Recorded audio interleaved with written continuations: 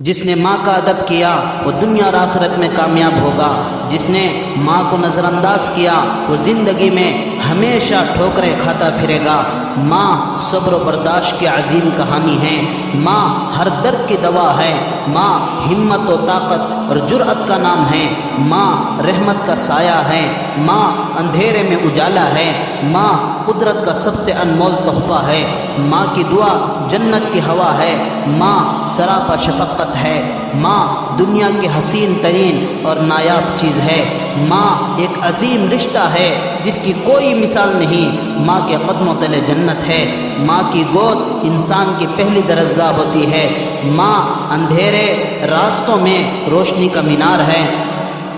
ماں انسانوں کو سب سے زیادہ پیار کرنے والی ہستی ہے، ماں کی نافرمانی کرنے والا کبھی جنت میں داخل نہیں ہوگا، ماں ایک ایسا درخت ہے جس کا سایہ زندگی کی تھکن دور کرتا ہے، ماں کی دعا کامیابی کا راز ہے، ماں دنیا کی عظیم ترین ہستی ہے، ماں کا سایہ ٹھنڈی چھاؤں ہے، ماں دکھ درد کی دوا ہے، ماں ہر معاشرے کی بینائی اور زندگی کی توانائی ہے۔ باپ جنت کا اعلیٰ دروازہ ہے، باپ اولاد کے لیے سرپرست اعلیٰ ہے، باپ اولاد کے اخراجات برداشت کرتا ہے، باپ اولاد کو تعلیم دلاتا ہے، باپ اولاد کے ہر مشکل کام میں مدد کرتا ہے، باپ اولاد کی محبتوں کا گہوارہ ہے، باپ اولاد کی سرپرستی اور رہنمائی کرتا ہے، باپ اللہ کی رحمت کا سایہ ہے، باپ اللہ کی خوشنودی کا ذریعہ ہے،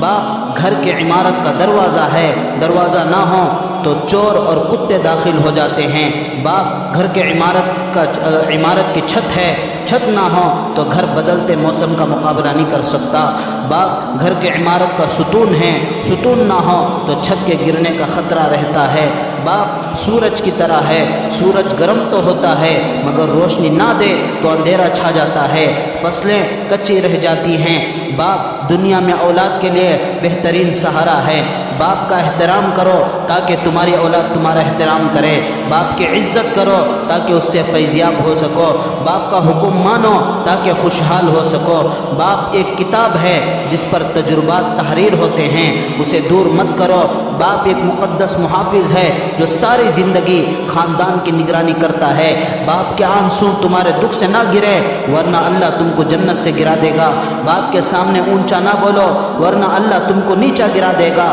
باپ کے سامنے نظر جھکا کے رکھو تاکہ اللہ تم کو دنیا میں بلند کر دے، باپ کی باتیں غور سے سنو تاکہ دوسروں کی نہ سننی پڑے، باپ کی سختی برداشت کر جاؤ تاکہ باکمال ہو سکو، باپ سونا ہے اور ماں چاندی ہے، ہر بچے کا ایک حقیقی باپ ہے، باپ ایک ذمہ دار ڈرائیور ہے جو گھر کی گاڑی اپنے خون پسینے سے چلاتا ہے، باپ اللہ کی خوشنودی کا ذریعہ ہے جو اولاد کی خوشیوں اور غموں میں برابر شریک ہے، باپ اولاد کے لیے ایک بہترین وکیل ہے جو مرنا قبول کر لیتا ہے لیکن اولاد پر آنچ آنے نہیں دیتا۔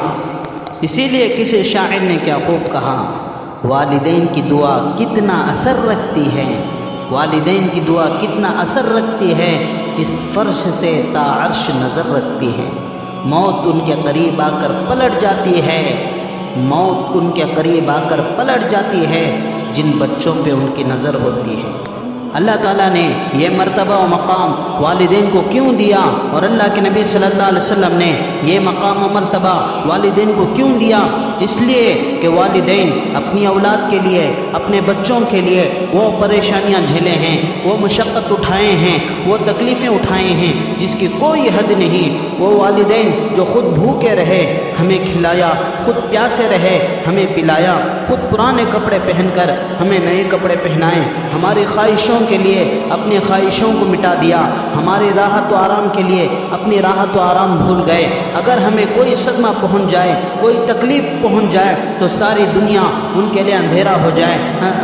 ساری دنیا ان کے لیے تاریک ہو جائے۔ ہم نے اپنے ماں باپ کو کیا صلہ دیا؟ یہی ہم نے دیا کہ اوروں کو خوش کرنے کے لیے والدین کو تکلیف دیے، اوروں کو کھلانے کے لیے ماں باپ کو بھوکا رکھا، اوروں کو گھر میں بسانے کے لیے ماں باپ کو گھر سے بے گھر کر دیا، اپنی راحت و آرام کے لیے والدین کو تکلیف دیے۔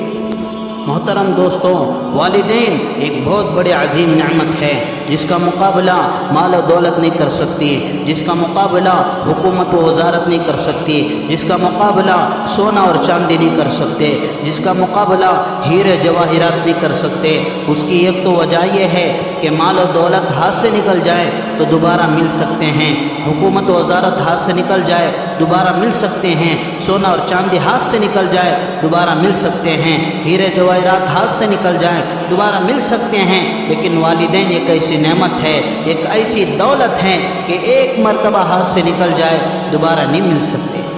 جس نے اس نعمت کی قدر کر کے ان کی خدمت کر لیا اور ان کو راضی کر لیا تو گویا اس نے اللہ اور اس کے رسول کو راضی کر لیا۔ اگر کسی نے اس نعمت کی ناقدری کی اور ان کے دل کو دکھایا تو اس نے اللہ اور اس کے رسول کو ناراض کر دیا۔ اسی لیے کسی شاعر نے کیا خوب کہا، کوئی جنت نہیں ماں باپ کی خدمت کے بغیر، کوئی جنت نہیں ماں باپ کی خدمت کے بغیر، یہ وہ دولت ہے جو ملتی ہے تجارت کے بغیر۔